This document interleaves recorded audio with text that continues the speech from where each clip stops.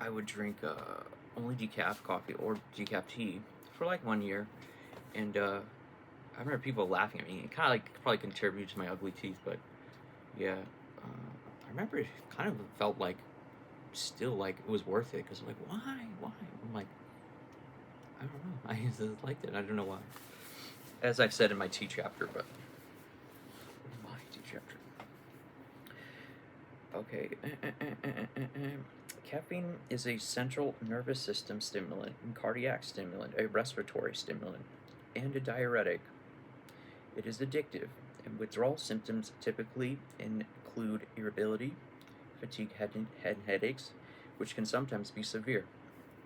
And caffeine tends to relax the smooth muscles, including the gastrointestinal tract, but is probably the chlorogenic compounds known to increase intestinal motility that are responsible for the loose bowels and diarrhea, often associated with coffee.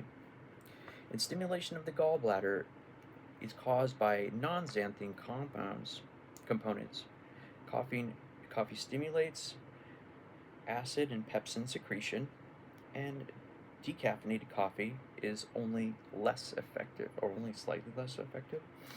So he's saying even decaffeinated does something, but I was like, I first started because I read them something where like if for Alzheimer's degeneration or whatever, Alzheimer's degeneration, that decaf coffee is really good. And like I said, I drink it for a year.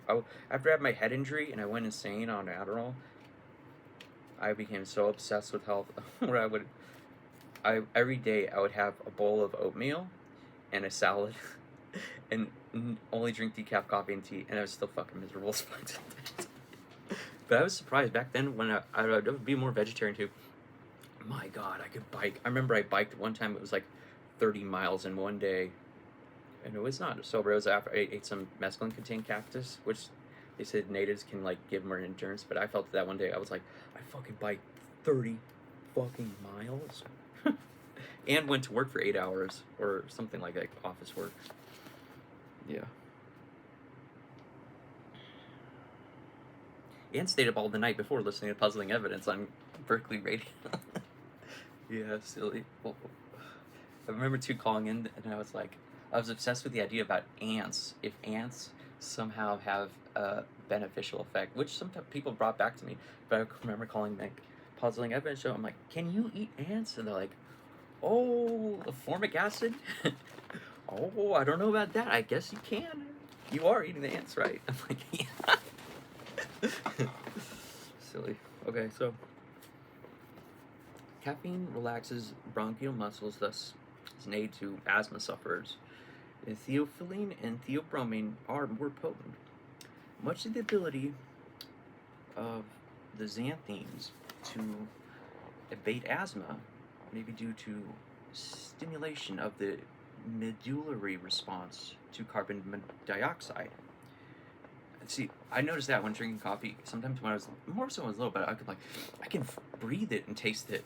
It's good, yeah. It's a vasodilator. Caffeine also increases pulmonary flow. Causes a slight increase in metabolic rate. Like the other xanthines, it stimulates the heart. Large amounts of coffee can produce tachycardia and arrhythmias. And cardiac stimulation from coffee is virtually absent in regular users due to tolerance. Huh, that's interesting. That's very interesting. I remember there was a part when I was a methamphetamine addict where the thing about, people joke about the wiener shrinking. It's like, when I relapsed on it at this rehab, I remember I was like, whoa, it really does that. But I remember before, I'm like, that doesn't do that. Anyways, so.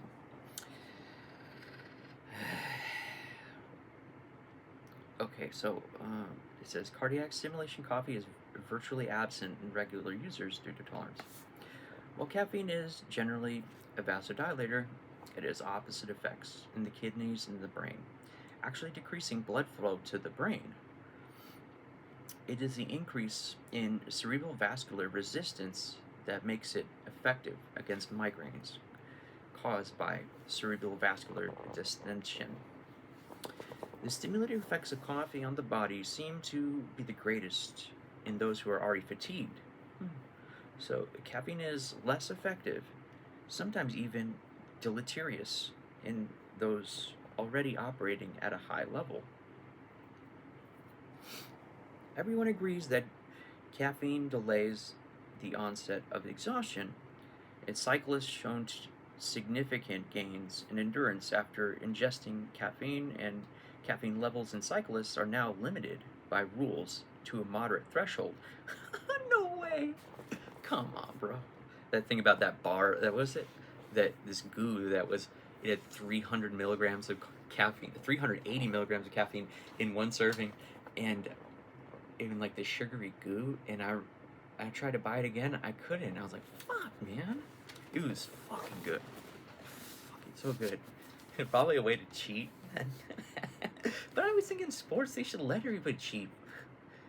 What?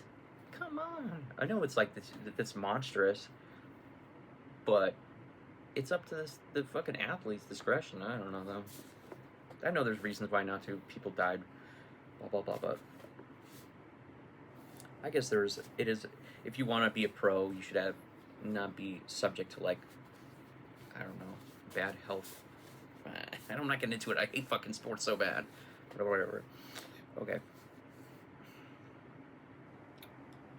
It says cyclists are now limited to rules by a moderate threshold.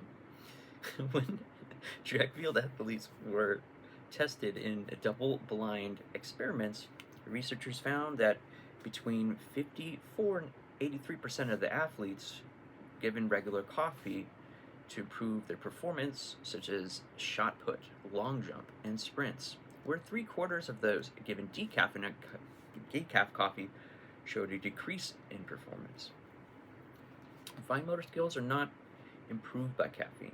Caffeine increases hand tremor, but in tests in skilled racing drivers show no drop in performance.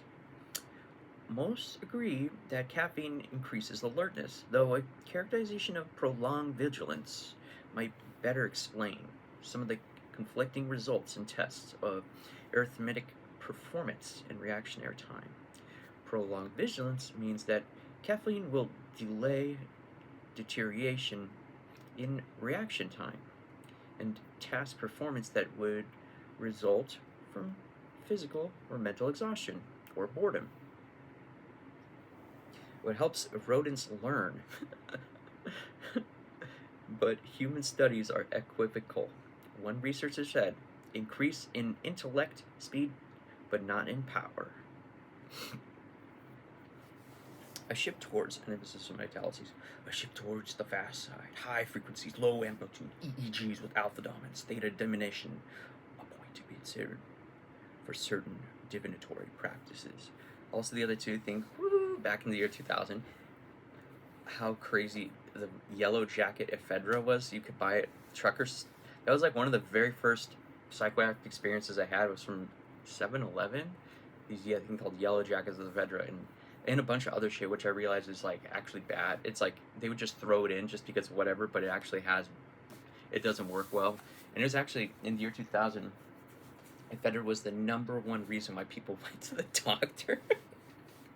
It was that fucking bad, bro.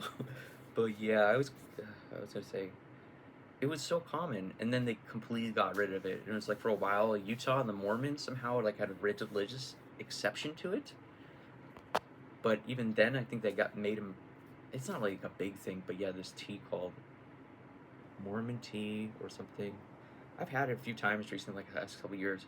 It sucks though. It's like, I don't know, explain, compared to coffee, it's like on the historical level, it came, way before it, because coffee required plants to have flowering capabilities. Well, ephedra was just these like little stalks.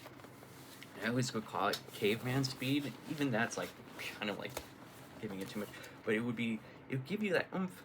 But then I swear to God, the next day you'd be like, literally, you'd hurt from it. It's that bad. It's not even, it's called a adrenic agonist or something. It's not like a normal stimulant. It would be just, yeah. But yeah, I one time went to the doctor recently. They're like, your heart rate's out of control. I'm like, yeah, it doesn't fucking use ephedra. So the doctor was like, how do you get that? How do you get that? I'm like, I'm not going to tell you. But he was like earnestly, like, at first he's like, how do you get that? And he's like, how do you get that? How do you get that? How do you get that? sounds like a lot of autistic internet research, man. So silly. Yeah, but they kept saying my heart rate was too high. But it was crazy. I forget why they would like something would happen where they would take it. They'd see that I was irritated, and then take it. Then I swear to God, this kept happening. Like they would make, instead of going to the normal blood, they make you walk around this crazy corridor because of construction, and then like now you take your blood shots. I'm like, why? Like, it's too high. I'm like, I know, I'm fucking pissed off. So, but yeah. Okay, so it's back to caffeine, coffee. This is everybody reports sleep disturbances by caffeine. Onset is delayed. During one, I forgot to tell my story though. The very first, this is like, I was like, this was back when I had that caffeine symbol on my shirt. Oh my God. So yeah, this kid who was like 17 worked at 7-Eleven, but was like held back a grade. So he was like, I forget, they said, they gave me, you could buy these bottles of it. I remember I had either like 7 doses of it or 13 doses of it on this rainy day at like my last period of school, and oh my God, I was so sick as a dog. It was so bad. Like, mind you, maybe I smoked pot once my whole life or something like that, and I've done just caffeine, and I was also a compulsive liar kid, so I know, you know, silly stories in my head too, but dude, I got so sick. I forgot what happened. It was like leaving the last period, just barfing like three times. And then like I forgot I somehow went somewhere. I don't even remember what happened, but then all of a sudden I was at home, and I remember I was just in bed like, oh God, it fucking threw me through the fucking ringer. I've not, you know, I fucking, like I said, I've railed fucking giant lines of speed and fucking eating all kinds of pills. I never got sick like this bad. But this is because of kids being exposed without education, or you know, thinking they're the shit. I used to think I was the shit so hard sometimes, and yeah, that was like, I remember I got so sick. Maybe it was like 8 of them. Yeah, 8 doses at once. I was like, fucking ridiculously bad, yeah. And yeah, so then they got rid of all of Fedra. It's like, it took me like 3 hours of trying and ordering cold medicine from Iran. Or it's not really Iran, it's like India. It's like minty cold medicine, and it's like my backup. I always call it, what's called Joshar Jashranda. But yeah, it took like, it took tries. They really don't want people to have access to it. I guess to a certain, if you were a skilled chemist too, you could make amphetamine from it, or methamphetamine, like, but it's more so out of pure health safety, because I swear it's not as much as the supplement itself was bad, but the people would just throw the fucking, you know, they just throw the freaking kitchen sink in with it, more or less. All these different stimulants, which it's completely different than caffeine. If you try it, I'm not going to do it, but yeah, it's my whole, I should have a big ass pharmacology course in advanced college, but until now, listen here. So, but yeah, it's, I forget what it is, because like, caffeine makes you piss more, correct? Or shit more? Actually, Fedra, it's working on your adrenal system where it makes it harder to piss. Yeah. So yeah, it's just ridiculous. And the other thing too, what's so ridiculous, I call it the caveman speed. Sorry to go back to track, but it's like literally just like a bush, like out in the desert, and it's like you could tell that people just didn't even give a fuck. They're like, we gotta make some scratch from this, and it's like, it's not the worst thing, but you could tell that it was like, because it was just like some fucking random bush, like I don't even know how to explain it, that gets rich quick pyramid schemes off of it, were like, you gotta go. I'm sorry. But yeah, it was pretty gnarly. Like I said, it's gnarly. The number one reason why people had to visit their doctors in the year 2001. Go back. So anyways.